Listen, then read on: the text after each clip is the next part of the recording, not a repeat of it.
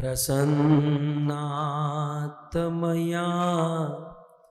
गताभिषेकत तथा न ममले वनवास दुःखत मुखाम्बुज श्री रघुनंद नस्य मे सदास्तु सामं जुमंगल प्रदा नीलाम्बुजश्यामलकोमलांगं सीतासमारोपितवामभागम् पाणो महाशायकचारु चापं नमामि रामं रघुवंशनाथम्।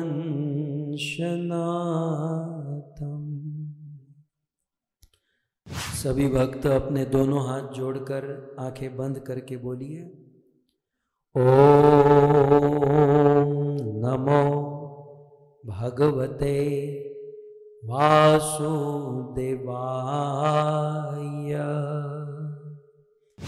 ओम नमो भगवते वासुदेवाय।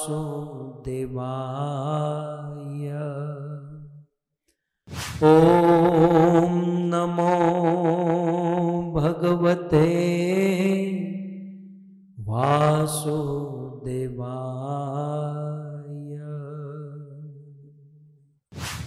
जय जय श्री राधा रमण,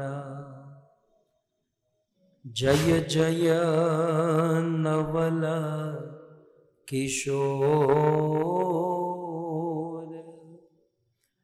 जय गोपी चित चोर प्रभु,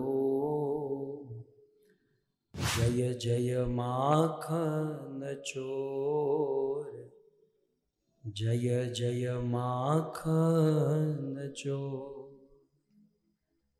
श्री कृष्णचंद्र भगवान की, श्री रामचंद्र भगवान की, जगत गुरु श्रील प्रभुपाद की।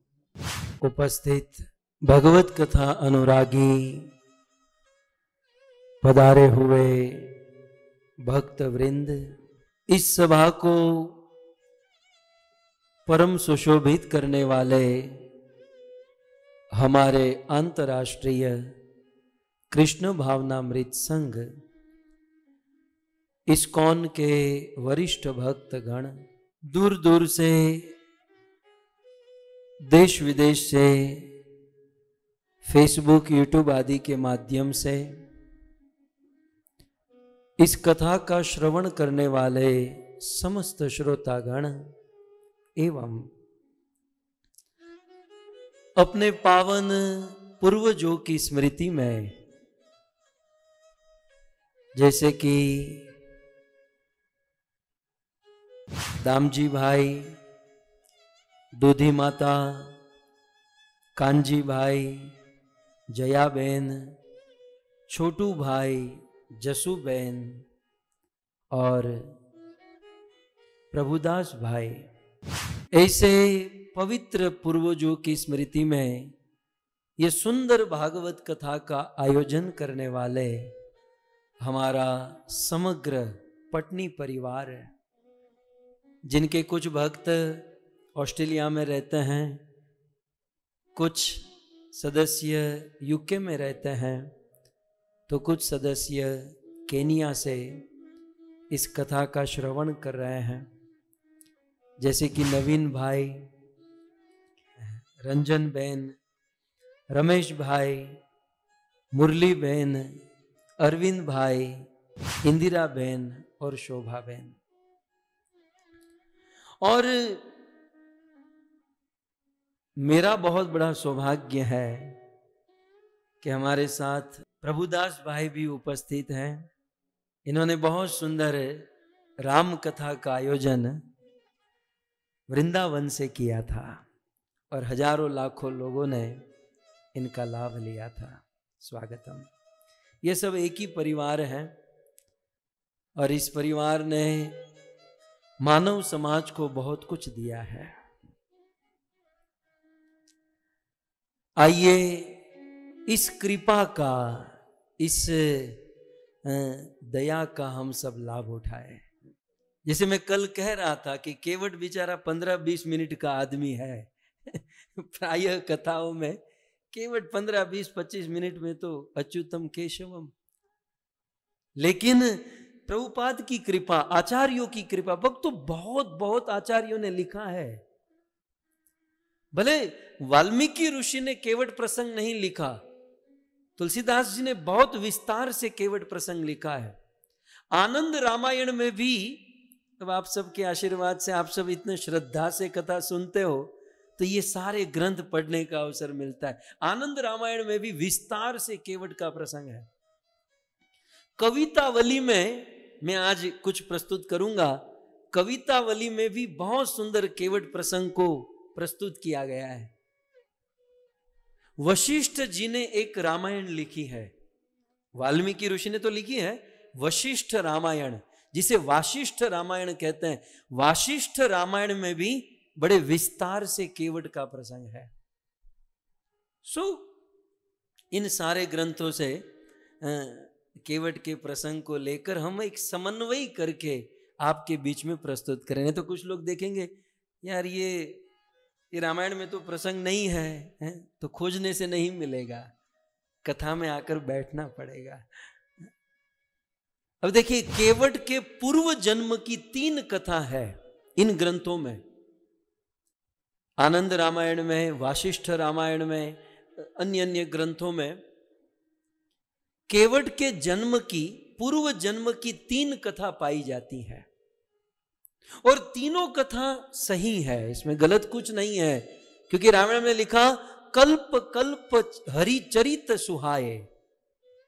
हरि का चरित्र भगवान रामचंद्र प्रत्येक कल्प में प्रकट होते हैं और प्रत्येक कल्प में केवट भगवान राम के चरणों को धोता है। इसलिए ये केवट एक बार नहीं आता, प्रत्येक कल्प में आता है। और जब जब आता है तो उनकी लीला, उनकी कथा कुछ भिन्न भिन्न होती है।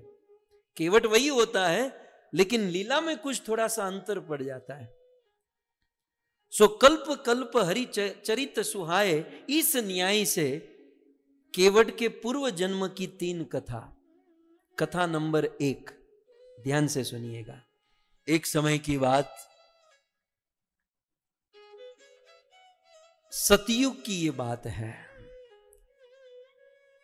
सतयुग में क्षीर सागर में भगवान क्षीरोदक्षाई विष्णु अनंत शेष की सैया पर सोए हुए हैं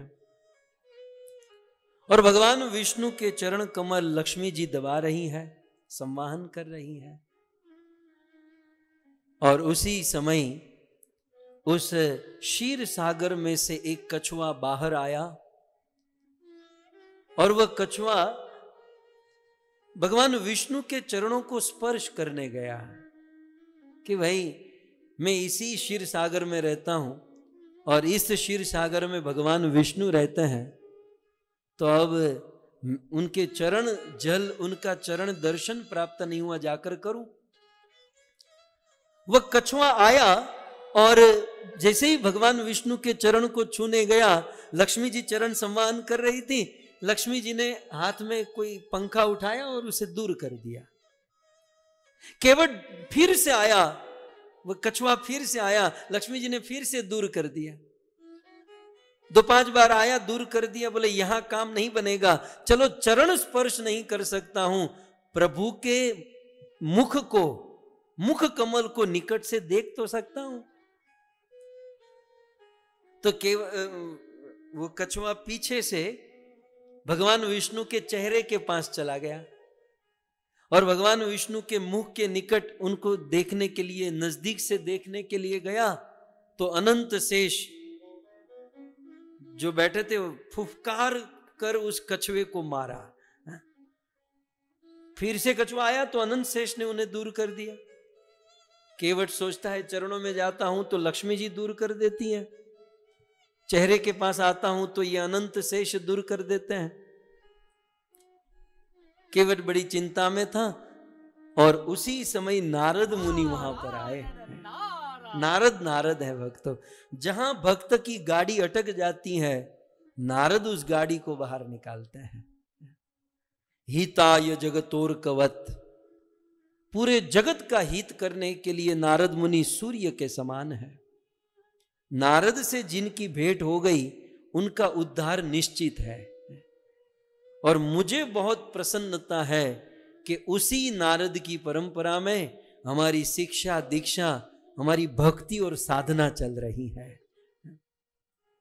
मैं ऑस्ट्रेलिया में गया था और वहां पर मेरा इंटरव्यू था। मैं ज्यादा इंटरव्यू देता नहीं हूं, लेकिन वहां इंटरव्यू था तो मुझे बहुत सारे प्रश्न पूछे गए। तो एक प्रश्न था कि आप इस्कॉन में हो, आपको कैसा लग रहा है?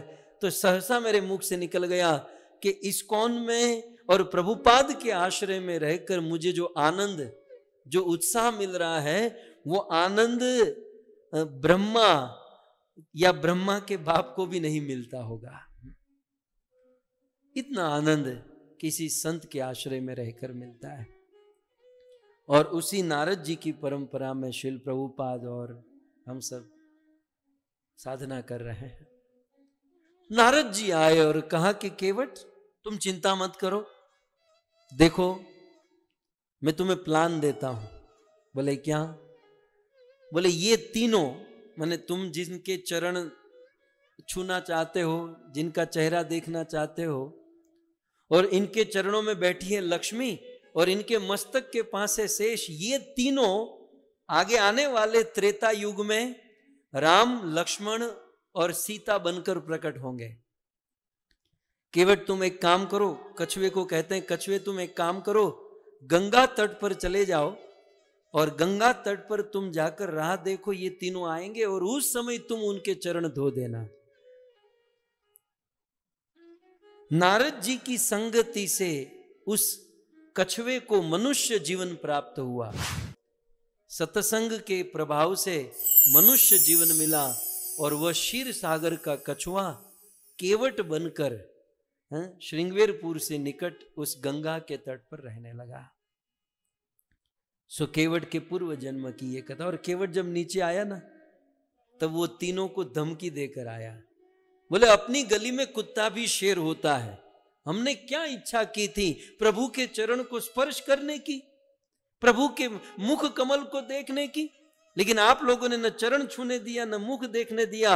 अब देखो, जब आप धरती पर आओगे और मैं आपके चरण न धोऊं, चरण का जल न पीऊं और परिवार को न पिलाऊं, तो मैं भी आपका भक्त नहीं। भक्त की प्रतिज्ञा। और वह कछुआ धरती पर, और वही कछुआ केवट बनकर प्रकट हुआ। सो ये है केवट के पूर्व जन्म की एक कथा। किसी एक ग्रंथ में केवट के विषय में लिखा है कि केवट पूर्व जन्म में देवता था। यह उस समय की बात है जिस समय शिव और ब्रह्मा ने मिलकर रावण को वरदान दिया, और वरदान प्राप्त करके रावण बहुत अत्याचार मचाने लगा। चलत दसानन डोलती अवनी, रावण ने आदेश दे दिया कि जहां ऋषि मुनि साधना करते हो, ऋषि मुनियों की साधना बंद करो, उनकी अग्नि बंद करो, भक्तों की भक्ति बंद करो, और उनको भोजन पानी देना बंद करो, और जो दुराचार करते हैं उनको भोजन पानी लुटाओ। गायों की हिंसा, पशुओं की हिंसा, मनुष्यों की हिंसा करने लगा। और रावण वैसे बहुत सारे कुकर्म, दुष्कर्म करने लगा, लेकिन रावण के सबसे बड़ा दुष्कर्म क्या था? जिस दुष्कर्म के कारण पृथ्वी का भार बढ़ गया, जिस दुष्कर्म से पृथ्वी अकलाने लगी, आक्रांत हो गई, वो रावण का दुष्कर्म क्या था? रावण में तो बहुत सारी गलत प्रवृत्ति थी, लेकिन सबसे बुरी प्रवृत्ति कौन सी, जिससे पृथ्वी माता को बहुत कष्ट हुआ? तब रामायण में लिखा है कि वो प्रवृत्ति जो थी वो ये थी, मां नहीं मातु पिता नहीं देवा, साधु न सन करा वही सेवा, जिनके यह चरण भवानी, ते जाने हूँ निशिचर सब प्राणी। रावण के अत्याचार में सबसे बड़ा अत्याचार रामायणकार ने क्या माना? और ऐसा कौन सा अत्याचार जिससे पृथ्वी माता को बड़ा कष्ट हुआ? तो कहते हैं मां नहीं मातु पिता नहीं देवा। सबसे बड़े अत्याचारों में सबसे बड़ा अत्याचार कौन सा है? तो मां नहीं मातु पिता नहीं देवा। जो अपने माता पिता की बात को नहीं मानता, यह सबसे बड़ा अत्याचार है। अब बताइए, त्रेता युग में तो एक ही रावण था। यह सिद्धांत यदि सभी घरों में लगाया जाए तो कलयुग में कितने रावण मिलेंगे? रावण किसे कहते हैं? रावण ये है, मां नहीं मातु पिता नहीं देवा, जो अपने माता पिता की बात को नहीं मानते। इसके दो अर्थ होते हैं, जो अपने माता पिता और देवता की बात नहीं मानते, और दूसरा अर्थ है जो अपने माता पिता को देवता नहीं मानते। माता पिता का स्थान देवताओं के समान है। मां बाप को देवता की तरह मानना चाहिए, लेकिन जो माता पिता की बातों को नहीं मानते, और दूसरी बात, साधुन सन करा वही सेवा, और जो साधुओं से सेवा कराते हैं। साधु की सेवा करनी चाहिए, साधुओं से सेवा करानी नहीं चाहिए। शबरी प्रसंग में हम विस्तार से सुनेंगे। लेकिन जो मां बाप की बात नहीं मानते और जो साधुओं से सेवा लेते हैं, शिव जी पार्वती को कहते हैं कि पार्वती, जिनके यह आचरण भवानी, ते जाने हूं निशिचर सब प्राणी। जिसके जीवन में ऐसा आचरण है, वे लोग निशिचर माने वो राक्षस हैं, वो असुर हैं, वो रावण की तरह है।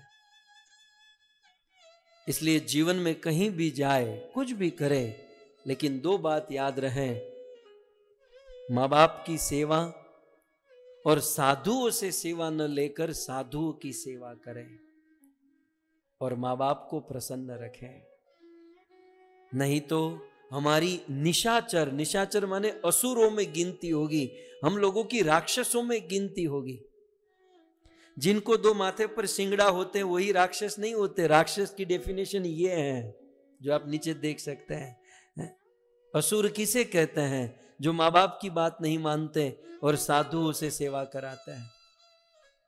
ये शिव जी का कहना है कि हे भवानी, जिनका ऐसा आचरण है उसे तुम निश्चित ही राक्षस मानो, असुर मानो। और तुरंत इसके बाद एक बहुत सुंदर बात कहते हैं कि ये करने से क्या हुआ? अतिशय देखी धर्म के ग्लानि, परम सभित धरा अकुलानी। इस प्रकार की ग्लानि देखकर धरा, ये पृथ्वी अकुलाने लगी, आक्रांत होने लगी, तड़पने लगी। पृथ्वी को भी अफसोस होता है कि इस आदमी के वजन को मैं क्यों उठा रही हूं, जो अपने मां बाप की बात नहीं मानता और जो साधुओं से सेवा कराता है। पृथ्वी को भी कष्ट होता है कि जब कोई व्यक्ति ऐसा कार्य करता है। और फिर तो आप जानते ही हैं, देवी पृथ्वी बहुत दुखी हुई और दुखी होकर ब्रह्मा जी के पास गई।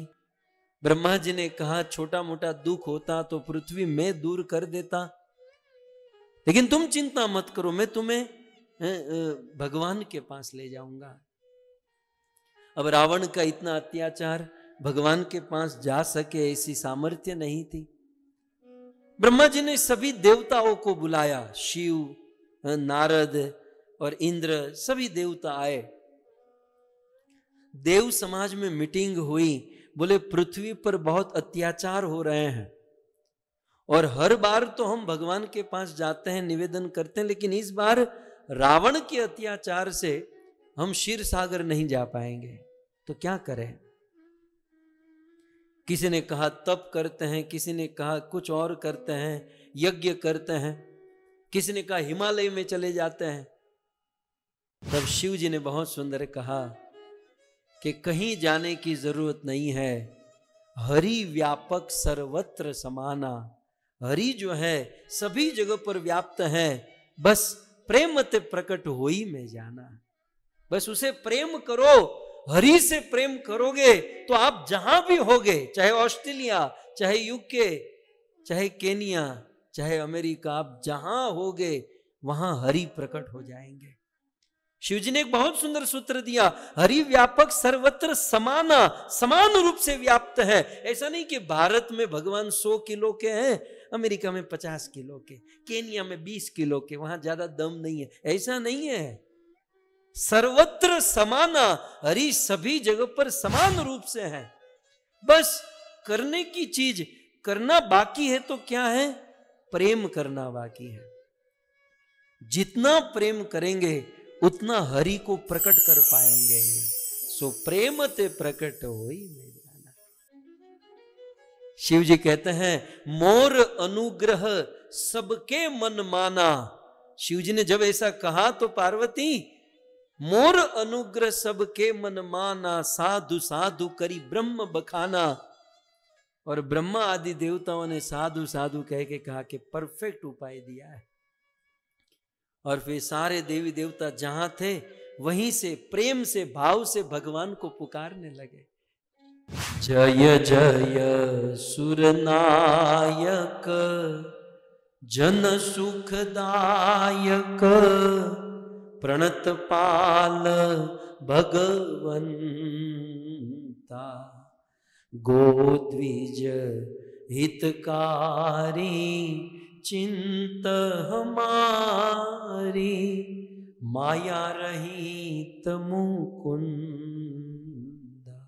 बहुत सुंदर प्रार्थना की और भगवान की वाणी प्रकट हुई। भगवान ने कहा चिंता मत करो, बहुत जल्द राजा दशरथ के वहां राम के रूप में प्रकट होऊंगा, सारे दुष्टों का विनाश करूंगा, रावण का वध करूंगा, धर्म की स्थापना करूंगा और साधु संतों को आनंद प्रदान करूंगा। इस प्रकार से भगवान श्री रामचंद्र ने भगवान ने आकाशवाणी के माध्यम से यह देवताओं को कहा और सारे देवता यह सुनकर निश्चिंत हुए और सभी देवता वहां से लौटने लगे। जब देवता लौट रहे थे तो ब्रह्मा ने रोका। अब पॉइंट आ रहा है, केवट का पूर्व जन्म। तो ब्रह्मा ने रोका और रोककर क्या कहा, निज लोक कही बिरंची गए, देवन इह ही सिखाए। अपने लोक में, ब्रह्म लोक में जाते समय ब्रह्मा जी ने देवताओं को यह सिखाया। क्या सिखाया, वानर तनु धरी धरी मही, हरिपद से वहु जाए। देखो आप लोग घर जाकर सो मत जाओ, जब भगवान अपने धाम से उतरकर इतना परिश्रम कर रहे हैं तो फिर हम उनके भक्त हैं, हमें भी परिश्रम करना चाहिए। क्या करें, भगवान आएंगे और वो वानरों से मित्रता करेंगे तो आप सब वानर बन जाओ और वन में यहां वहां सब चले जाओ।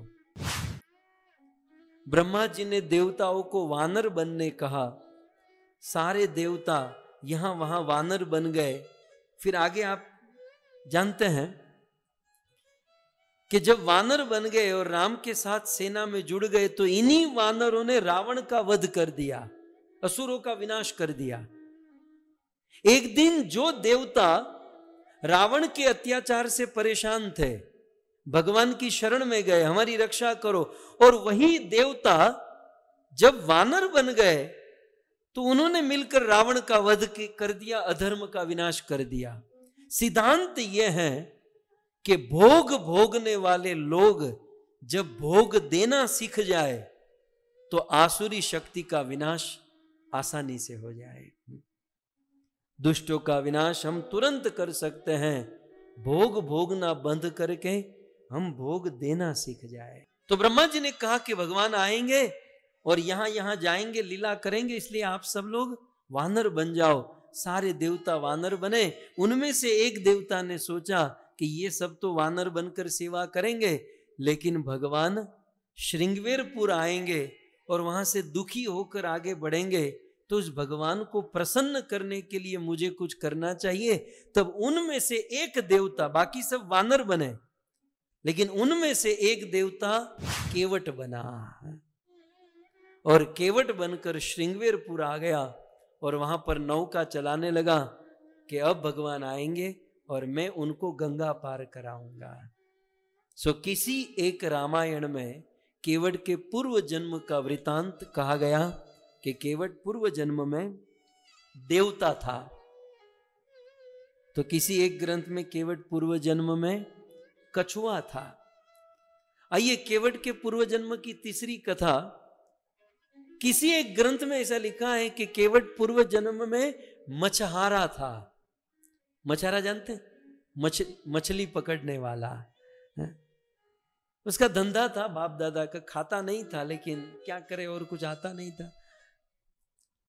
तो पूर्व जन्म में मछहारा था। एक दिन सत्संग चल रहा था तो वह मछहारा किसी सत्संग में जाकर बैठ गया और उस दिन सत्संग में भगवत कथा चल रही थी और सत्संग में उसने सुना राम ही केवल प्राण पियारा, राम ही केवल प्रेम पियारा। राम केवल प्रेम जानते हैं, राम प्रेम करने वालों को प्राप्त होते हैं।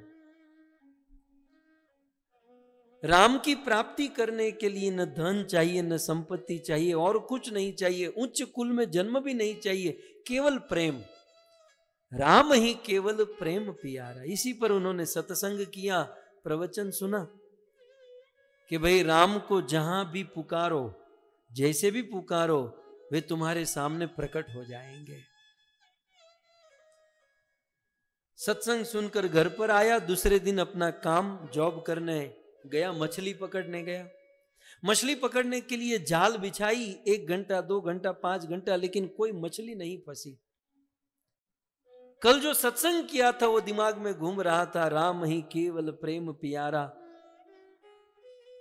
जब उस जाल में कोई मछली नहीं फंसी, क्योंकि मन में प्रभु, वो सत्संग चल रहा था, केवट ने मन में सोचा, उस मछुआरे ने मन में सोचा कि यदि इस जाल में भगवान फंस जाए तो सोच ही रहा था कि यदि यहां भगवान फंस जाए तो। मैं यहां पर, साधु ने कहा था कि आप जहां भी राम को पुकारोगे, भगवान को पुकारोगे, भगवान प्रकट हो जाएंगे। तो यहां पुकारा और इस जाल में फंस गए, तो बोले पुकार के देखता हूं। बड़े दिल से, श्रद्धा से भगवान को पुकारा, उस जाल का वजन बढ़ा, बड़ी जोर से, बड़ी मेहनत से वह जाल बाहर निकाली, और जैसी वह जाल बाहर निकली तो क्या देखा? शांताकारम भुजग शयनम पद्मनाभम सुरेशम विश्वाधारम गगन सिदृशम मेघ वर्णम शुभांगम लक्ष्मी कांतम कमल नयनम योग वेदार्न गम्यम वंदे विष्णु भव भयहरम सर्वलोकैकनाथम। उस मछली की जाल को बाहर निकालकर खोलकर देखा तो चतुर्भुज रूप धारण किए हुए शांताकार भुजग शयनम भगवान विष्णु का दर्शन किया। ये यथा माम प्रपद्यन्ते, भगवान की प्रतिज्ञा है कि जो मुझे पुकारता है, जिस भाव में पुकारता है, मैं प्रकट होता हूं। ये मछहारा भगवान के चरणों में गिर गया, बड़ा गदगद हो गया और भगवान के चरणों में गिरकर भगवान के चरणों को धोने गया। जैसे ही चरणों को धोने गया, भगवान अदृश्य हो गए, भगवान तुरंत वहां से अप्रकट हो गए। और उस मछुआरे के मन में बड़ा कष्ट होने लगा, रोने लगा, प्रभु कहाँ चले गए, कहाँ चले गए, थोड़ा सा दर्शन देकर आप कहाँ चले गए। जब भगवान को बहुत पुकारा तब आकाशवाणी हुई कि मछहारे, इस जन्म में मैंने तुझे दर्शन दिया है, आने वाले त्रेता युग में मैं तुझे चरण धोने का सौभाग्य प्रदान करूंगा। तो भगवान के वरदान से वही मछहारा त्रेता युग में केवट बनकर प्रकट हुआ। सो कुल मिलाकर पूर्व जन्म का कोई भगत आज केवट बनकर श्रृंगवेरपुर में प्रकट हुआ है। और भगवान रामचंद्र अपनी नौका लेकर, भगवान रामचंद्र गंगा पार करना चाहते हैं और दूर से बुलाते हैं केवट को, मांगी नाव। भगवान राम ने नाव मांगी लेकिन न केवट आना, केवट नहीं आया। राम जी के नौका मांगने पर भी केवट क्यों नहीं आया, कल यहां तक प्रवचन हुआ था। केवट क्यों नहीं आया? क्योंकि केवट ने देखा कि भगवान रामचंद्र बहुत दुखी है, बहुत परेशान है। वनवास का दुख, वनवास का कष्ट नहीं, केवट को अपने स्वजनों का विरह है, भगवान रामचंद्र को अपने प्रिय जनों का विरह है, परिवार का विरह, अवधवासियों का विरह। और इस विरह से वे श्रृंगवेरपुर पहुंचे। निषाद राज गुह मिले, उन्होंने कहा कि आप हमारे घर चलिए। भले नहीं, हम गांव में नहीं आएंगे, हम यहीं वृक्ष के नीचे सोएंगे। भगवान रामचंद्र उस वृक्ष के नीचे सोए, लक्ष्मण जी नहीं सोए, क्योंकि लक्ष्मण जी को सुमित्रा ने कहा था कि लक्ष्मण, स्वप्न में भी राम की सेवा को मत छोड़ना। लक्ष्मण जी ने सोचा कि यदि मैं सो गया और स्वप्न में सेवा छूट गई तो माता का आदेश उल्लंघन हो जाएगा, इसलिए निर्णय लिया कि मैं सोऊंगा ही नहीं और निरंतर प्रभु राम की सेवा करूंगा। लक्ष्मण, भगवान रामचंद्र वहां पर सोए हैं और दूसरे दिन सुबह जगे। जगकर राम जी ने गंगा में स्नान किया और राम जी ने जीवन में प्रथम बार वृक्ष का दूध निकालकर, वट वृक्ष का दूध अपने बालों में डाला। सुंदर बालों की उन्होंने जटा बनाई और जटा बांधी। भगवान ने सोचा कि अब हमें आगे जाना है। सुमंत्र जी को बुलाया और सुमंत्र जी को निवेदन करने लगे कि सुमंत्र जी, आप अब वापस लौट जाइए, अब हम यहां से अकेले जाएंगे। सुमंत्र ने कहा, नहीं प्रभु, मैं आपको नहीं छोड़ सकता, महाराज का आदेश है कि मुझे आपके साथ रहना है और मुझे आपको वापस लेकर जाना है। भगवान रामचंद्र जी ने सुमंत्र जी से बहुत चर्चा की। भगवान रामचंद्र ने कहा कि सुमंत्र जी, धर्म न दूसर सत्य समाना, इस दुनिया में सत्य के समान और कोई धर्म नहीं है। आगम निगम पुराण बखाना, सारे वेद पुराण शास्त्र यही कहते हैं कि सत्य जैसा कोई धर्म नहीं और असत्य जैसा कोई पाप नहीं। और विचार तो करो, हमारा जन्म किस कुल में हुआ है। इस पवित्र गंगा जैसी पवित्र परंपरा में, कुल में हमारा जन्म हुआ। शिबी दधीची, ये भगवान रामचंद्र के शब्द सुमंत्र जी को कहते हैं। शिबी दधीची हरिश्चंद्र नरेशा, सहु धर्म हित कोटि कलेसा, रंति देव बलि भूप सुजाना, धर्म धरेउ सही संकट नाना। हमारे कुल में शिबी महाराज हुए, एक कबूतर की रक्षा करने के लिए शरीर का मांस काट काट कर दे दिया। दधीची, जिस देश में हम रहते हैं, हमारे देश का साधु, जब देवताओं पर संकट आया, सारे देवता नैमिषारण्य दधीची ऋषि के आश्रम में। और दधीचि ऋषि का शरीर ही मांग लिया। बोले आप मर जाइए, हम आपकी हड्डी से वज्र बनाएंगे, वित्रासुर का वध करेंगे। क्या उस समय दधीचि को कष्ट नहीं हुआ होगा? लेकिन कोटि कोटि कष्ट को सहकर भी धर्म का पालन किया, सत्य पर अड़ग रहे। सुमंत्र जी, मैं उस कुल का आदमी हूं। तो जीवन में जब हम कोई असत्य या कोई गलत काम करे तो सबसे पहले अपने माँ बाप को याद करे, अपने कुल को याद करे, अपनी परंपरा को याद करे। क्या मैं ये काम करने जा रहा हूं, ये मेरे कुल को शोभा देता है, ये मेरे खानदान को शोभा देता है? रंती देव भली भूप सुजाना। महाराज रंती देव 48 दिन तक कुछ न खाए न पिए, और जब पारण करने बैठे, 48 दिन में तो आदमी मर जाता है, और उस समय पारण करने बैठे तो कथा है ना, वो एक चांडाल आया, ब्राह्मण आया, कुत्ता आया, उन्होंने अपना सारा भोजन दूसरों को खिला दिया। जीवन में कष्ट सहकर भी सत्य पर रहे। बलि महाराज कितना कष्ट सहे, अपना सब कुछ भगवान को प्रदान कर दिए। तो कहते हैं कि अनेक अनेक कष्टों को सहन करके भी धर्म को नहीं चूकना चाहिए। धर्म का मार्ग कठिन है, लेकिन जीत धर्म की होती है। असत्य का मार्ग सरल होता है, लेकिन असत्य सदैव हारता है। सुमंत्र जी, मुझे धर्म का पालन करने दीजिए। पिताजी ने जो आपको कहा वो धर्म के वचन नहीं है, वो उनका मोह, उनकी ममता है, लेकिन मुझे धर्म का पालन करना ये मेरा कर्तव्य है। इस प्रकार की बातों को कहकर सुमंत्र जी को जैसे तैसे मनाया, सुमंत्र जी को वापस लौटाया। अब देखिए, एक बहुत सुंदर सिद्धांत आ रहा है। राम जी के मन में अपने परिवार को छोड़ने का कष्ट था, अयोध्या की प्रजा को तमसा के तट पर छोड़ने का कष्ट था, लेकिन रामायण में लिखा है सबसे ज्यादा कष्ट राम जी के मन में सुमंत्र को छोड़ने का था। क्यों? क्योंकि सुमंत्र जी वापस लौटना चाहते ही नहीं थे, वो वापस जाना चाहते ही नहीं थे। सुमंत्र जी की इच्छा के विरुद्ध भगवान रामचंद्र ने सुमंत्र को वापस भेजा, और इसलिए राम जी के मन में बड़ा कष्ट हो रहा था।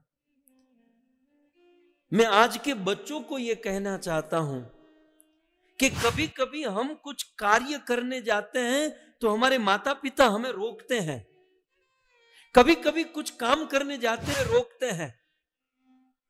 एक बात याद रहे, जब हमारे माँ बाप या हमारे गुरु हमें कार्य करने में रोकते हैं तो हमसे ज्यादा कष्ट उनको होता है, परंतु उनकी दूरदृष्टि होती है, वो देखते हैं कि इस कार्य से आगे चलकर इनके जीवन में बड़ा प्रॉब्लम होगा, और इसलिए वे हृदय पर पत्थर रखकर हमें टोकते हैं, हमें रोकते हैं। उनको मजा नहीं आता है।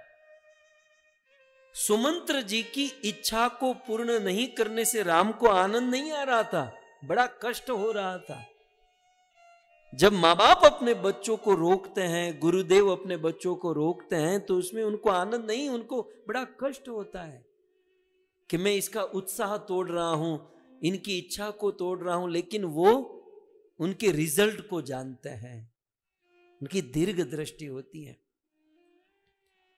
इसलिए जब हमारे जीवन में माता पिता हमें रोके, गुरुजन हमें रोके, तो हमें उन पर दोष नहीं लगाना चाहिए कि ये हमको रोक रहे हैं। हमें हमारे कर्म पर विचार करना चाहिए, कहीं हम गलत तो नहीं जा रहे हैं। राम जी के मन में सुमंत्र जी को लौटाने का बड़ा कष्ट था, और केवट ने यह देख लिया कि दुखी होकर आए और यहां तो और दुखी हो गए। तब केवट ने सोचा कि अब मेरा तो एक ही काम बचता है कि मैं राम जी को कैसे भी प्रसन्न करूं, मैं राम जी को कैसे भी खुश करूं। मैं राम जी को कैसे भी आनंद दिलाऊं। और इसलिए भगवान रामचंद्र नाव मांग रहे हैं, फिर भी केवट नाव लेकर नहीं आ रहा है और एक के बाद एक तर्क देता है। बहुत सुंदर ये प्रसंग है। और केवट राम जी को इतना हंसाता है, इतना हंसाता है, हंसने के भी लेवल होते हैं। कल मैंने जस्ट आपको याद कराया था, हंसने के 6 गेयर होते हैं, 6 लेवल होते हैं। सबसे पहला लेवल हंसने का क्या है? स्मित हास्य। हंसने का प्रथम प्रकार जो है वह है स्मित। स्मित में क्या होता है? देखिए, हमारे वेदों में बहुत कैटेगराइज किया गया है, बिल्कुल एक एक चीज हमारे वेदों ने बताई है। सबसे पहला हंसना जो है वह है स्मित हास्य। स्मित में 2 चीज होती है, नेत्र और कपोल का विकास होता है और अधर आरंजित होते हैं। मतलब ये अधर जो है ये थोड़े से खुलेंगे और थोड़े से नेत्र और कपोल का विकास होगा। तो पहला है स्मित, जैसे हम कहते हैं स्माइल। स्मित में दांत नहीं दिखेंगे। जिस हंसी में दांत न दिखे, आंख और कपोल थोड़े से खड़े हो और मुख थोड़ा बड़ा हो, उसे स्मित हास्य, ये हंसने का पहला लेवल है, जो अब तक भगवान रामचंद्र थोड़ा बहुत किया करते थे। लेकिन केवट से मिलकर तो आहा। फिर दूसरा लेवल होता है हसित हास्य। हसित हास्य में क्या होता है? आंख और कपोल विकसित होती हैं, ये अधर ओष्ठ भी खुलते हैं, लेकिन हसित हास्य में दांत दिखाई देता है। ये दूसरा लेवल है, दांत दिखाई देना। और फिर तीसरा लेवल और ऊपर हंसने की कैटेगरी में आगे जाएंगे तो तीसरा हास्य है विकसित हास्य। दांत भी दिखेंगे, आंख और अधर भी, आंख और कपोल भी खुलेंगे, अधर मुख भी खुलेंगे। लेकिन विकसित हास्य में क्या होगा? मुख से मधुर शब्द निकलेंगे, मतलब शब्द बोलकर हंसेंगे। उसके ऊपर की कैटेगरी है, चौथा है उपहास्य, उपहसित। उपहसित में ऊपर वाले 3 तो होते ही हैं, और क्या होते हैं? सिर और कंधे कांपने लगते हैं, जैसे कुछ लोग ऐसे हंसते ना, हंसते हंसते। तो ये चौथा लेवल है, जिसे उपहसित कहते हैं। आंख और कपोल खुलते हैं, अधर लंबे होते हैं, दांत दिखाई देते हैं, मुख से शब्द भी निकलते हैं, और कंधे और सिर कांपते हैं, नाक फूलता है और चितवन तिरछी होती है। ये चौथा लेवल है। 5वां लेवल, ये सब कुछ होते हुए 5वें लेवल का नाम है अपहसित। चौथा था उपहसित, 5वां है अपहसित। तो अपहसित में क्या होता है? जो ऊपर अन्य 4 लेवल में जो होता है वो तो होता ही है, लेकिन अपहसित में आंसू आने लगते हैं। हंसते हंसते इतना हंसना कि आंसू आने लगते हैं। और फिर सबसे ऊंचा, सबसे फिर 6ठा लेवल अति हसित। अति हसित, अति हसित में आंसू भी निकलते हैं, वो कंधे भी हिलते हैं, सिर, सब कुछ। और साथ ही साथ ऊंचे स्वर में, जोर जोर से ऊंचे स्वर में ठठाकर आदमी हंसने लगता है। तो केवट ने देखा कि प्रभु बड़े दुखी होकर आए हैं और अभी अभी सुमंत्र जी से विरह का कष्ट प्रभु के मन में है, तो मैं उनको सारे हंसने की रेखा को पार करा दूंगा। स्मित, हसित, विहसित, उप, अप और अति हसित। और केवट ने ऐसा ही किया। आइए, तो अब केवट किस प्रकार से भगवान को हंसाता है, इस कथा को हम सब श्रवण करेंगे। मांगी नावन केवट आना,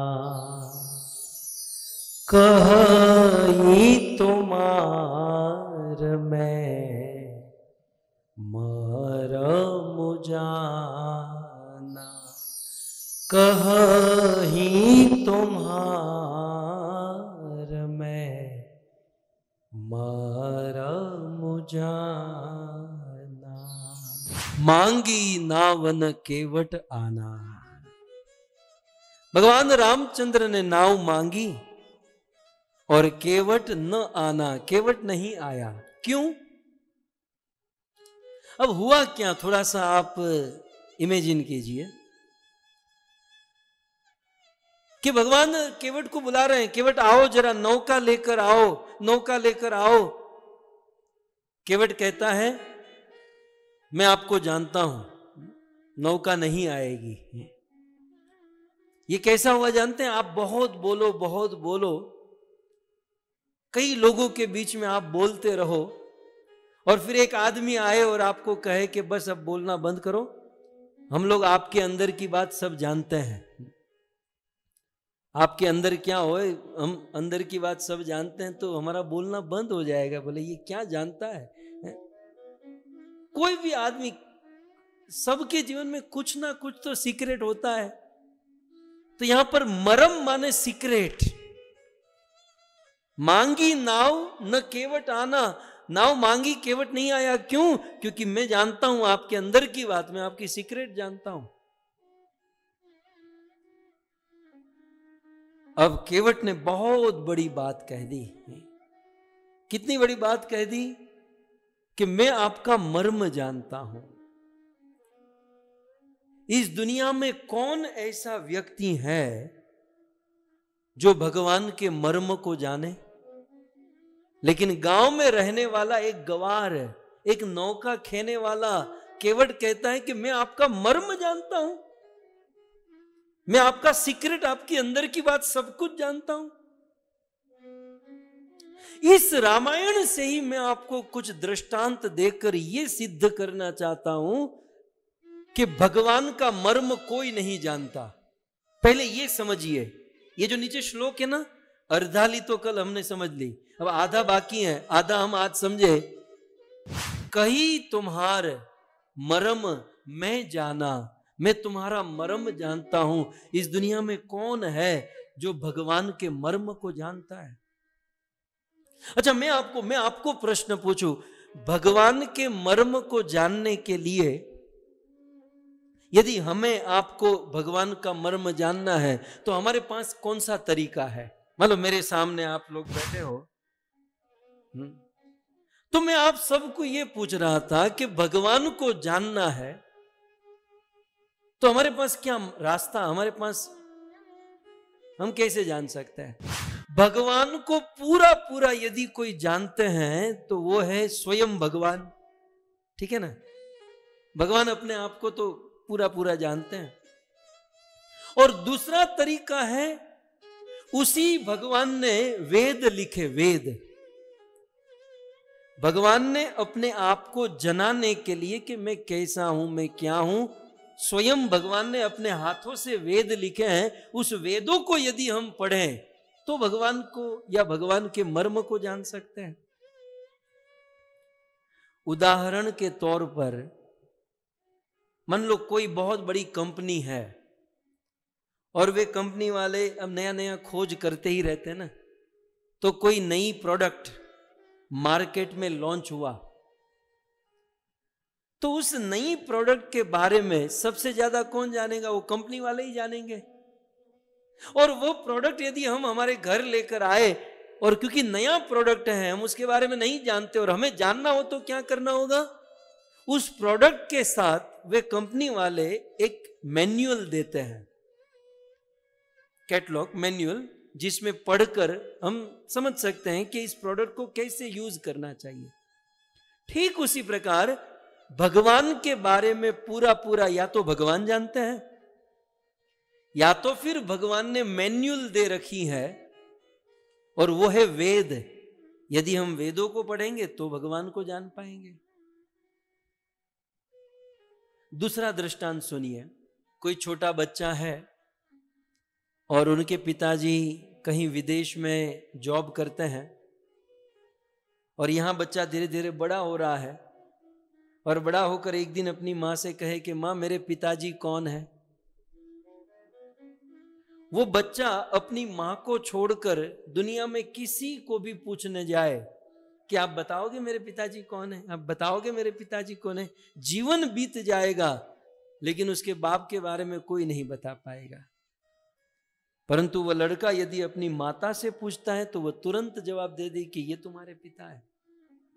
ठीक उसी प्रकार हमें हमारे परम पिता के विषय में पूर्ण रूप से या उनके मर्म को जानने के लिए सरल रास्ता और एकमात्र तरीका क्या है?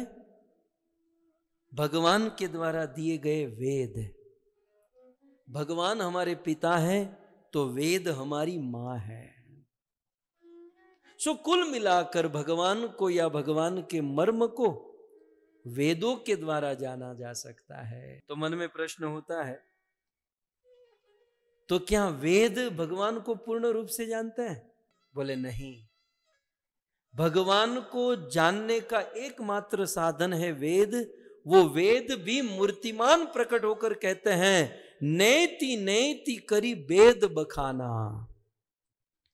वेद भी क्या कहते हैं कि न इति भगवान की महिमा इतनी है कि हम वेद भी नेति नेति करते रहते हैं कि न इति, हम भी भगवान तक नहीं पहुंच सकते। हमारी पहुंच ईश्वर तक उतनी नहीं है, पूर्ण रूप से नहीं है। सो भगवान भी, वेद भी जिसको नेति नेति कहते हैं। इसका अर्थ क्या हुआ? इसका अर्थ ये हुआ, कही तुम्हार मर्म में जाना। इसका अर्थ हुआ कि मात्र वेद पढ़ने से भगवान समझ में नहीं आएंगे। कई बार कुछ लोग बहुत पढ़ते रहते हैं, बिल्कुल किताबी कीड़े हो जाते हैं, ये पढ़ो वो पढ़ो। केवल शास्त्र पढ़ने से ईश्वर पूर्ण रूप से समझ में नहीं आएंगे। ईश्वर का मर्म केवल वेदों को पढ़ने से नहीं प्राप्त होगा। तो फिर कुछ लोग तो खुश हो जाएंगे, चलो अच्छा है, ये गीता भागवत पढ़ना बंद करो क्योंकि वेद से तो भगवान समझ में नहीं। अच्छा हाँ, ये भी प्रमाण चाहिए वेदों से भगवान, वेद ने कहा नेति, ये प्रमाण है। राम स्वरूप तुम्हार बचन अगोचर बुद्धि पर, अभिगत अकथ अपार नेति नेति निगम कह। निगम माने वेद। वेद जो है नेति नेति नेति करते हैं कि भाई हम नहीं, हमारी पहुंच नहीं है, हमारी पहुंच नहीं है। वेदों की पहुंच भगवान तक नहीं है। तो वो वेद हम और आप पढ़ के भगवान के मर्म को केवट तो जान गया, हम कैसे जानेंगे? तो फिर कुछ लोग कहेंगे तो छोड़ो, वेद पढ़ना छोड़ो, कौन आंखें फोड़ेगा। तो यहां पर एक बात ये समझनी है, इसका अर्थ ये नहीं है कि हम वेदों को पढ़ना बंद कर दें।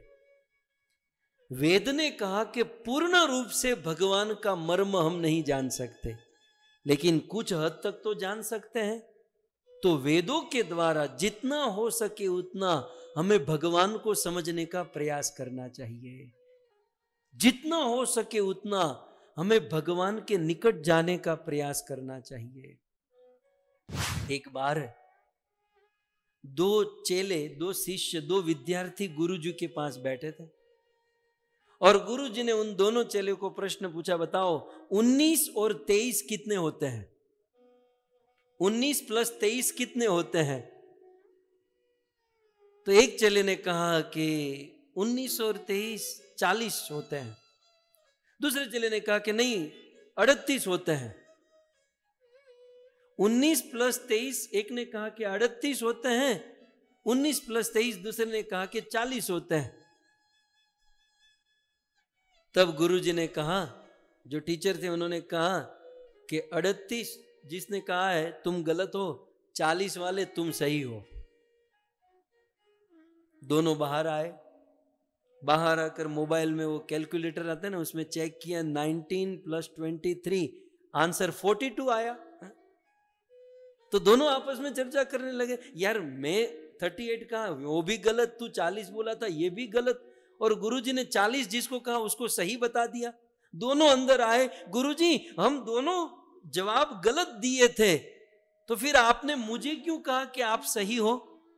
तब गुरुजी ने बहुत सुंदर बात बताई कि भले गलत तो दोनों ही थे, लेकिन तुम्हारा जवाब सही जवाब से निकट था। 19 और 23 42 होता है, लेकिन 38 वाला दूर था, 40 वाला थोड़ा सा निकट था। तो जितना भी निकट हो वो उतना उत्तम माना जाता है। वेदों के द्वारा पूर्ण रूप से तो नहीं ही समझा जाएगा, लेकिन जितना अधिक हो सके उतना तो समझो। इसलिए हमें वेद सुनने चाहिए।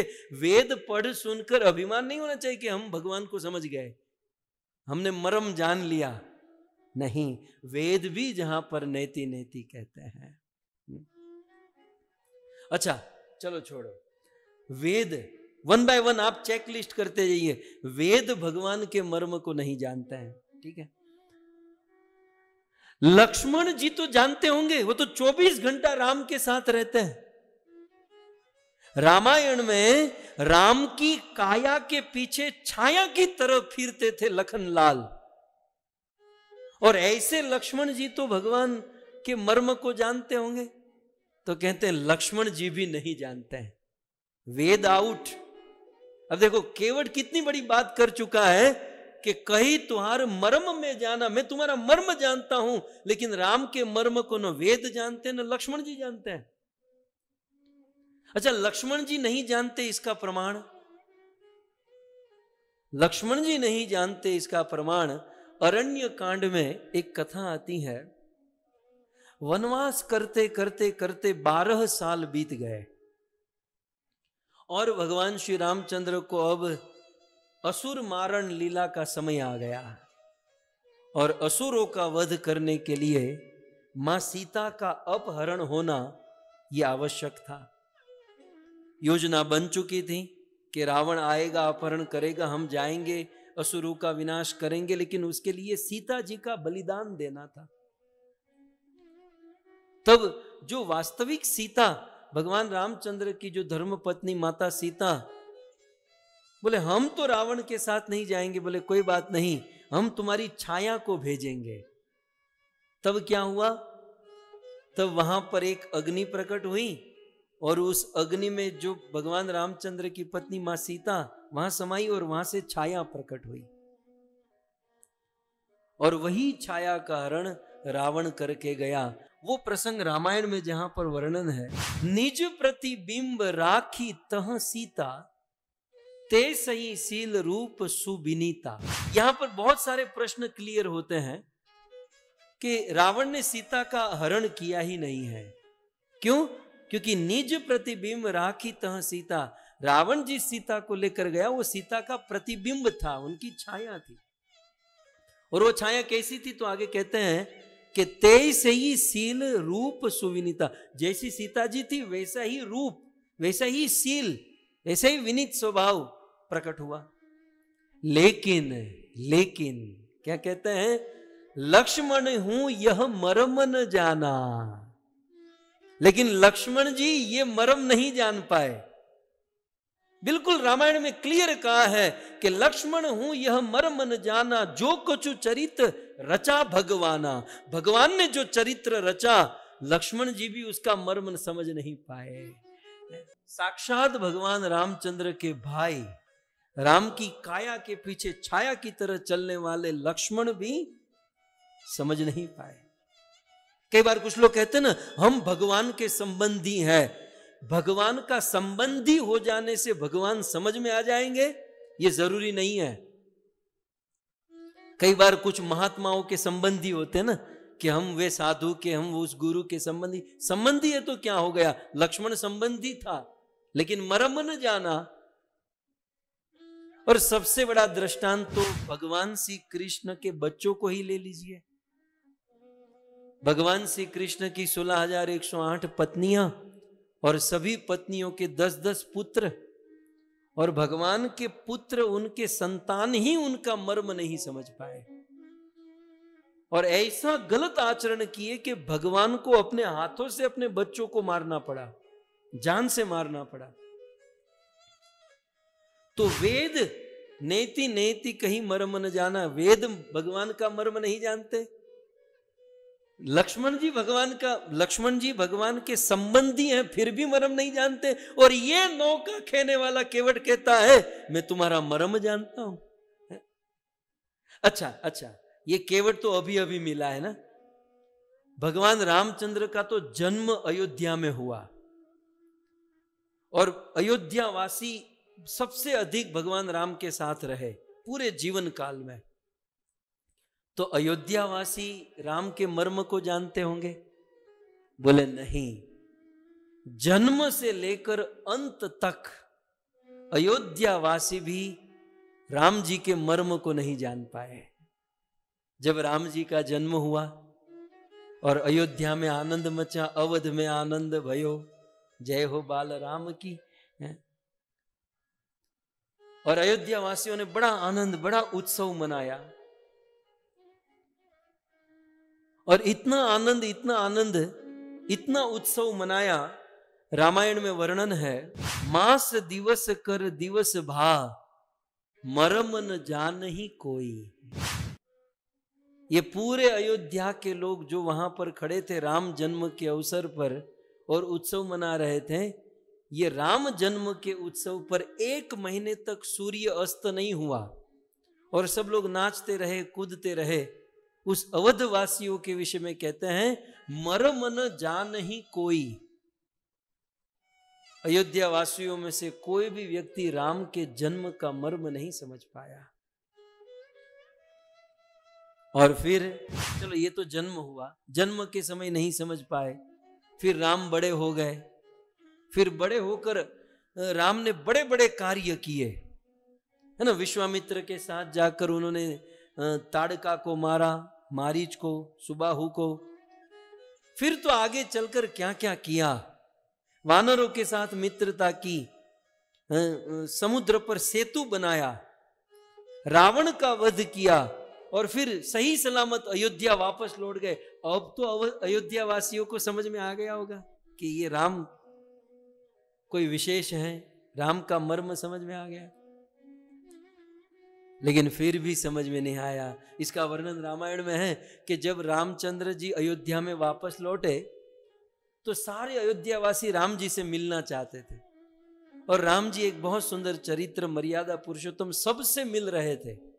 एक एक व्यक्ति का नाम लेकर उनसे गले मिल रहे थे, उनकी कुशल मंगल पूछ रहे थे, आपके बच्चे क्या हैं। और अयोध्या में तो असंख्य लोग रहते हैं, सबको मिलना है और सबको पहले मिलना है। उस समय भगवान रामचंद्र ने एक बहुत सुंदर लीला रची, जो रामायण में वर्णन है, अमित रूप प्रकट ते ही काला। उस समय भगवान रामचंद्र अनेक स्वरूप में प्रकट हो गए। अमित रूप प्रकटे ते ही काला, जथा जोग मिले सब ही कृपाला। और भगवान सबसे मिलने लगे। तो सभी लोगों को लगा कि राम जी मेरे साथ ही मिल रहे हैं, मुझे ही मिल रहे हैं, मुझे ही कुशल मंगल पूछ रहे हैं। कृपा दृष्टि रघुवीर बिलो की, किए सकल नर नारी बिसो की, क्षण मही सब ही मिले भगवानाथ। के क्षण माने एक क्षण में, कुछ ही पल में भगवान रामचंद्र पूरे अयोध्या वासियों को मिल लिए। क्षण मही सब ही मिले भगवाना। शिव जी ये कथा सुना रहे हैं, उमा उमा मरम यह काहू न जाना।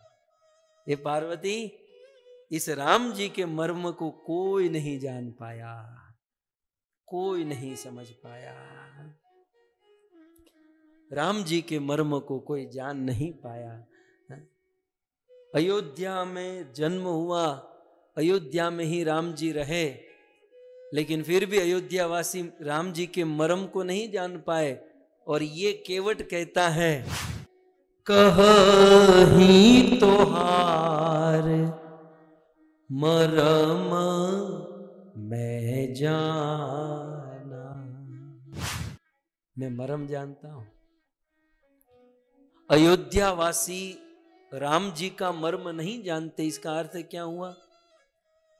केवल भगवान के निकट रहने से कोई भगवान को जान जाएगा, ये निश्चित नहीं है। कई बार हम लोग भगवान के निकट रहते हैं ना, पूजा करते हैं, मंदिर में आरती उतारते हैं, और जिस दिन मंदिर में आरती उतारने का टाइम होता है और उसी समय हमारा दुश्मन बाहर खड़ा है, तो हम ऐसी नजर दृष्टि करके आरती उतारते, देख मुझे चांस मिला, तुझे नहीं मिला। तो भगवान से निकट रहने वाले भगवान के मर्म को जान पाएंगे, निश्चित नहीं है। चैतन्य चरितामृत में काला कृष्ण दास की कथा आती है। महाप्रभु के साथ रहता था, महाप्रभु का सेवक था, लेकिन फिसल गया, किसी अन्य संप्रदाय, किसी अन्य स्थान पर चला गया, है ना। तो साथ रहने से। अच्छा, किसी ने कहा शिव जी तो जानते होंगे, चलो वेद नहीं जानते हैं, नेति नेति वेदों ने कह दिया।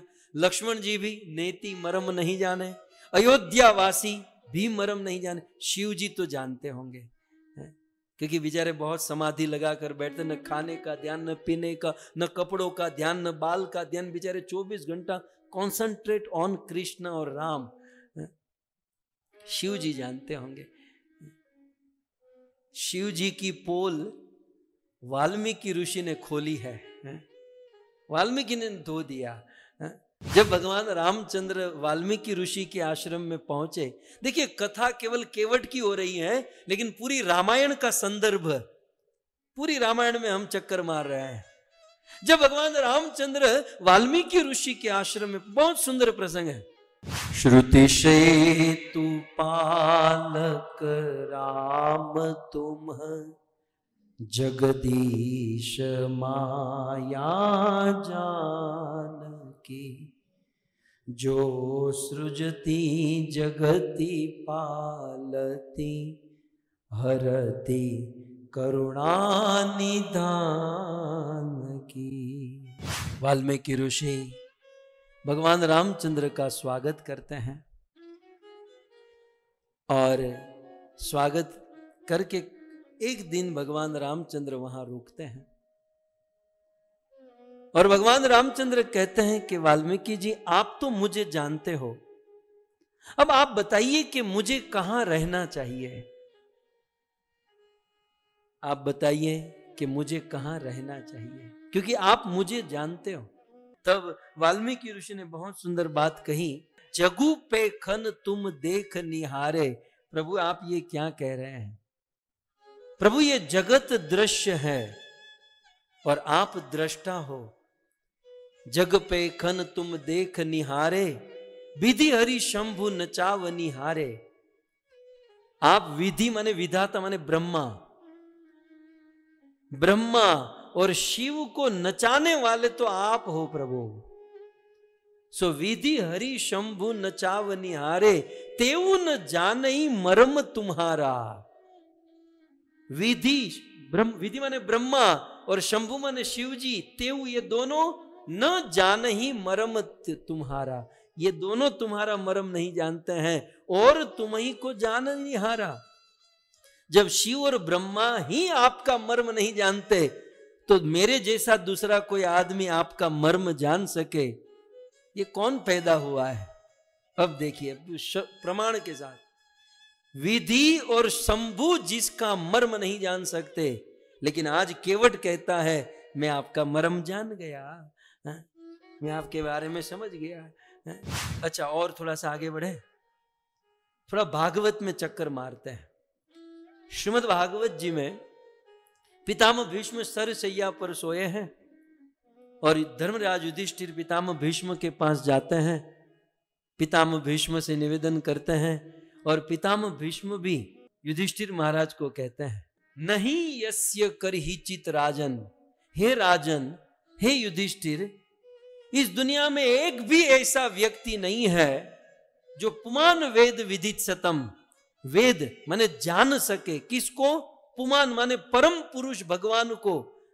तो भगवान के बारे में क्या? तो कहते विदित सतम, विदित सतम माने उसका प्लान, विदित सतम माने उसका मर्म, जो आज केवट कह रहा है।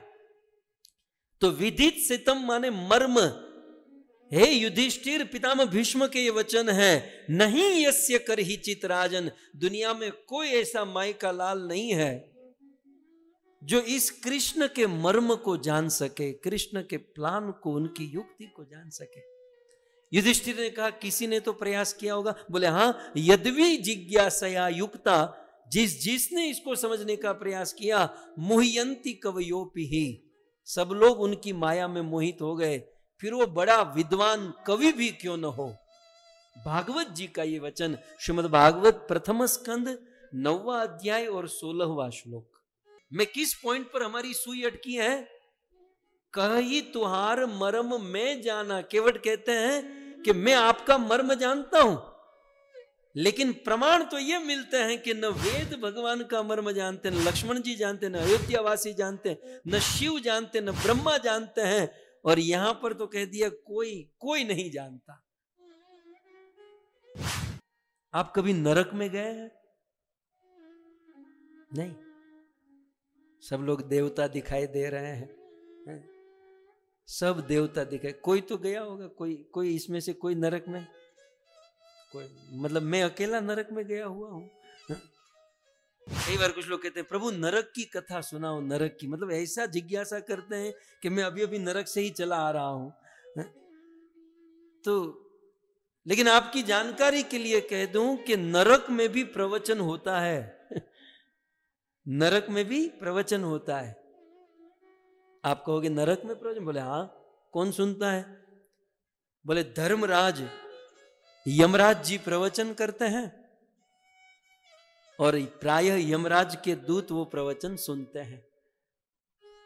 श्रीमद् भागवत जी में एक ऐसा प्रसंग है, भागवत के 6ठे स्कंद के 13वें अध्याय में 14 और 15वां श्लोक, नरक लोक में यमराज जी प्रवचन करते हैं, और उस समय यमदूतों का दिमाग ठिकाने पर नहीं था, वो जॉब छोड़ना चाहते थे। बोले महाराज हम आपकी नौकरी नहीं करेंगे। बोले क्या हुआ?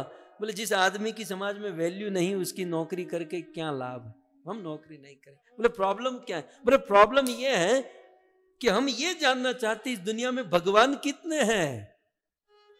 यमराज जी ने कहा आपको क्या लगा? बोले आज तक तो ये था कि भगवान एक ही है और वो आप हो, लेकिन आज हमें ऐसा डाउट हो रहा है कि आप में इतना पावर नहीं है। तब यमराज जी ने कहा कि मूर्खो, मैं भगवान नहीं हूं, भगवान तो स्वयं ईश्वर कृष्ण है, राम है, और उस भगवान के बारे में कोई पूर्ण रूप से नहीं जानता। ये यमराज नरक में प्रवचन करते। मैं आपको नरक से डायरेक्ट रिले कराऊं। यमराज जी ने कहा, क्या कहा? अहम महेंद्रो निवृत्ति प्रचेता सोमग्निरीश पवनो विरंचि आदित्य विश्वे वसवोथ साध्या मरुद गणा रुद्र गणा ससीधा। यमराज के दूत कहते हैं प्रभु आप भी भगवान के बारे में नहीं जानते? बोले मैं तो पहला नंबर मेरा है। देखिए अब लिस्ट है ये, आप गिनते जाइए। ये यमराज जी बोल रहे हैं कि अहम, अहम माने मैं उस भगवान के मर्म को नहीं जानता। अब ये वो मर्म की बात हो रही है जो केवट कहता है कि मैं जानता हूं। यमराज कहते मैं भी नहीं जानता। यार ये केवट कहां से जानने लगा? तो अहम, मैं भगवान के मर्म को नहीं जानता। फिर महेंद्र, आगे है महेंद्र। महेंद्र माने इंद्र, देवराज इंद्र भगवान के मर्म को नहीं जानते। फिर आगे तीसरा नाम है निवृत्ति। निवृत्ति भगवान के मर्म को नहीं जानते। प्रचेता, प्रचेता की कथा आप जानते हैं। प्रचेता माने वरुण देवता, जो जल लोक के नियंता है। ये पानी को, जल को जो कंट्रोल करते हैं, वरुण देवता जिसको प्रचेता कहा गया, वो भी भगवान के मर्म को नहीं जानते। सोम, आगे कहते हैं सोम, चंद्रमा भी भगवान के मर्म को नहीं जानते। अग्नि भी भगवान के मर्म को नहीं जानते। फिर अग्नि के बाद ईश, ईश माने शिव जी। फिर से शिव जी को घसीटा जा रहा है। बोले शिव भी नहीं जानते हैं, शिव जी को ईश कहते हैं। फिर आगे कहते हैं पवन, वायु देवता, पवन देवता भी भगवान के मर्म को नहीं जानते हैं। विरंची, विरंची माने ब्रह्मा, ब्रह्मा जी भी उस भगवान के मर्म को नहीं जानते, केवट जान गया। फिर आगे कहते हैं आदित्य, आदित्य माने सूर्य, सूर्य भी भगवान के मर्म को नहीं जानते। फिर विश्व, विश्व माने विश्व वसु, विश्वासु। फिर है वसव, वसव माने वसु, 8 वसु जो है ना, ये भीष्म पहले वसु थे, तो वसु भी भगवान के मर्म को नहीं जानते। फिर साध्या, साधना करने वाले देवता गण जो सिद्ध हो चुके हैं वो भी मर्म को नहीं जानते। मरुत गणा, वायु के स्वामी भी भगवान के मर्म को नहीं जानते। रुद्र गणा, वो शिव जी का नाम पहली लाइन में आ गया, ईश माने शिव, रुद्रगण माने शिव जी के जो 11 रुद्र है वो भी मर्म को तो नहीं जानते। ले, और फिर आगे कहते हैं ससिद्धा, माने सिद्ध लोक के जो निवासी है, सिद्ध लोक में रहने वाले जितने भी निवासी हैं वो भी भगवान के मर्म को नहीं जानते हैं। ये एक श्लोक नहीं, 2 श्लोक है। अन्य च, और अन्य भी, कौन? विश्व सृजे, विश्व की सृष्टि करने वाले, अर्थात प्रजा के द्वारा विश्व को भरने वाले, कौन? मरीचि, कश्यप, ये सारे ऋषि मुनि भी भगवान के मर्म को नहीं जानते। फिर कहते हैं अमरह ईश, विश्व सृजे अमरेशा, अमर ईश, अमर ईश माने, अमर माने देवता, ईश माने राजा, देवताओं के स्वामी इंद्र भी भगवान के मर्म को नहीं जानता। भृगु आदय, भृगवादय, भृगु आदि ऋषि मुनि भी भगवान के मर्म को नहीं जानते। अच्छा, ये सब की महिमा क्या है ये सुन लीजिए। ये सब की महिमा क्या है? यस्य हितम न विदु सृष्ट माया सत्व प्रधाना, ये सब लोग एरे गेरे लोग नहीं है। ये जो लिस्ट दिया गया सत्व प्रधाना, ये सबसे श्रेष्ठ उत्तम सत्व गुण में रहने वाले, शुद्ध सत्व में रहने वाले लोग हैं ये। लेकिन निरंतर सत्व प्रधान होते हुए भी उस भगवान के मर्म को नहीं जानते। और ये केवट आज कहता है कहीं तुम्हार मरम मैं जाना, कहीं तुम्हार मरम मैं जाना। तो केवट कहता है कि प्रभु मैं आपका मर्म जान गया। तो अब यहां पर समझने वाली बात यह है कि जब स्वयं वेद ही भगवान का मर्म नहीं जान सकते, भगवान का संबंधी होकर लक्ष्मण जी यश नहीं जान, मर्म नहीं जान सकते, भगवान के स्वरूप शिव जी जब नहीं जान सकते, भगवान के निकट रहने वाले अयोध्या वासी नहीं जान सकते, इतने सारे लोगों का लिस्ट दिया गया, जब ये लोग मर्म को नहीं जान सकते तो भाई भगवान के मर्म को यदि केवट जान गया, हमको यदि जानना है तो कोई उपाय है? भगवान का मर्म तो फिर कौन जान सकता है? जानना है आपको? एक पॉइंट है, बिल्कुल गुह्य बात है। ये सारे लोग मिलकर भगवान का मर्म नहीं जान सकते, लेकिन एक चीज हो जाए तो आप जूम पर घर बैठे भगवान का मर्म जान जाओगे। और उसका प्रमाण आपके बीच में नीचे दे रहा हूं। सोई जानहि जेहि देहु जनाई, जानत तुम हहि तुम हो ही जाई, तुम्हारी कृपा तुम ही रघुनंदन, तुम्हारी कृपा तुम ही रघुनंदन, जानहि भगत भगत पूरचंदन, जानहि भगत भगत पूरचंदन। बहुत बड़ी राज की बात खुल रही है।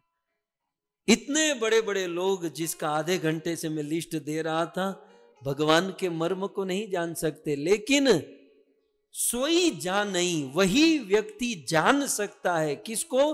भगवान के मर्म को। कौन जान सकता है?